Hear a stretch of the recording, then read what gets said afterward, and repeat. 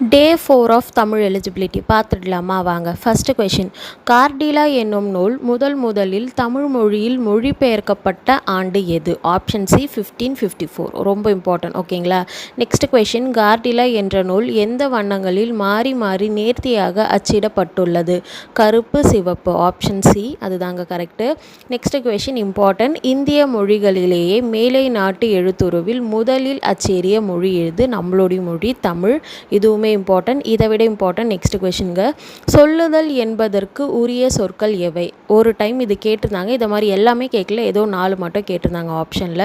பேசுதல், விளம்புதல், செப்புதல், உரைத்தல், கூறல், இயம்பல், மொழிதல். இது எல்லாமே சொல்லுதலுக்கு வேற ஒரு நேமில் நம்ம சொல்கிறது. ஓகேங்களா. அதனால் எல்லாமே தெரிஞ்சு வச்சுக்கோங்க.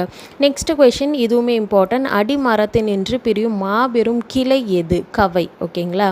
நெக்ஸ்ட் கொஷின், பூ விரிய தொடங்கும் நிலை எது? போது. பூ விரிய தொடங்கும் நிலை எது? போது. ஓகேங்களா. இதுவுமே இம்பார்ட்டன்ட்.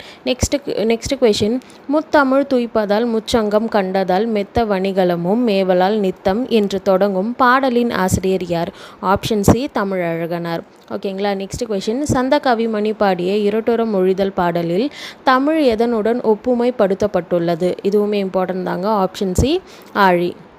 நெக்ஸ்ட் கொஷின், தூய்ப்பது என்ற சொல்லின் பொருள் என்ன?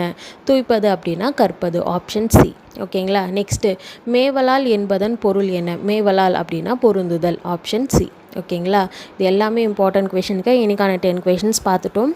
அண்ட் யூஜி அண்ட் பிஜிடிஆர்பிக்கு மெட்டீரியல் வேணும்னா மேலே இருக்கிற நம்பருக்கு காண்டாக்ட் பண்ணிக்கோங்க.